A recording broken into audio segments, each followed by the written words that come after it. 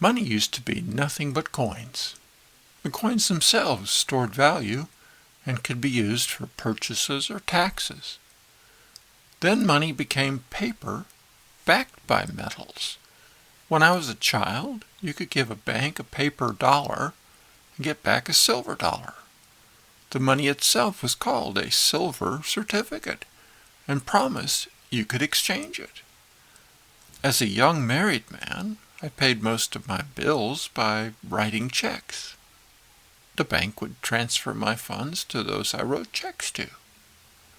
As I got older, credit and debit cards became my most common way to spend money.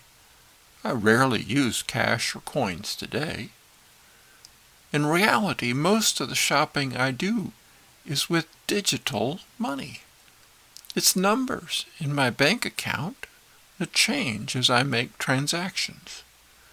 Those digital dollars, and even any paper ones I have, are losing public trust, especially in global markets.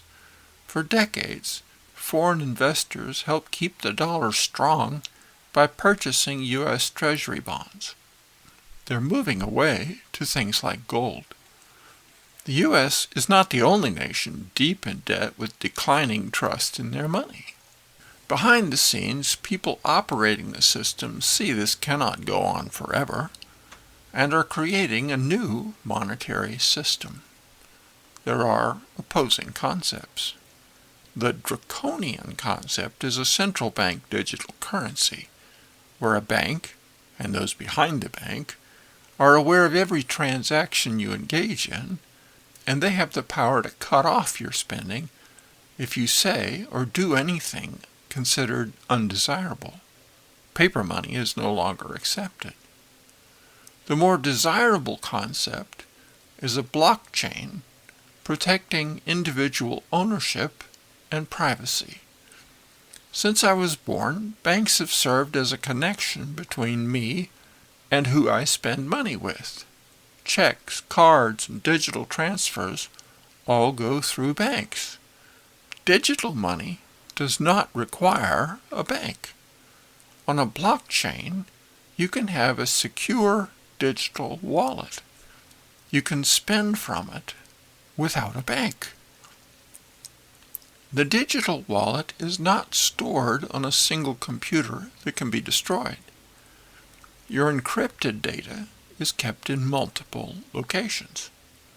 As I understand it, this system is based on the value of actual assets, like the silver certificate was with the silver dollar. When you go to a store or shop online, your wallet records, then carries out the transaction you approved, and the value of some asset is transferred. Most people do not realize this, but when you put money in a bank, it is not legally your money anymore. It belongs to the bank, and the bank owes you that amount.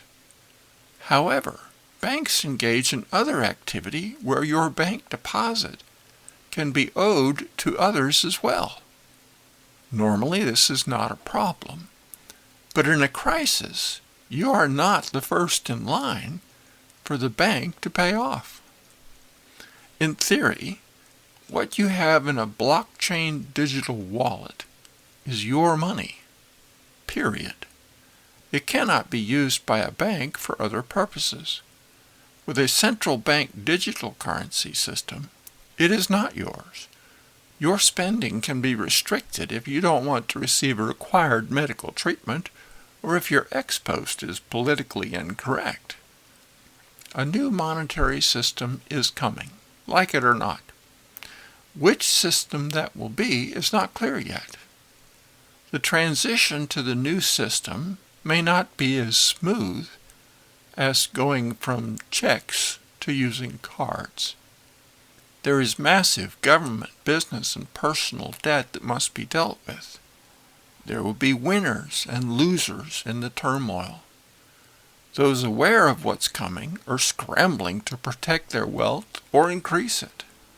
Those unaware are at great risk, like a person who does not know a tornado is coming.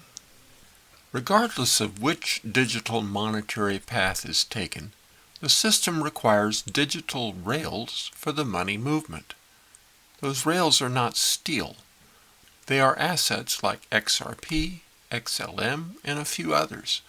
They're inexpensive now because they're not yet being used as they will be. They're like Amazon when it first started selling a few books.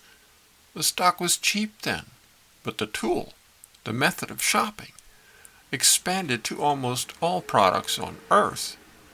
The stock price went from 7 cents a share to $240. XRP, XLM, and SHX are cheap now and still in the slow growth stage. They have ups and downs. A decade from now, they may be of much higher value. I am not a financial advisor, but I do see the train coming, and I do see the value of dollars declining.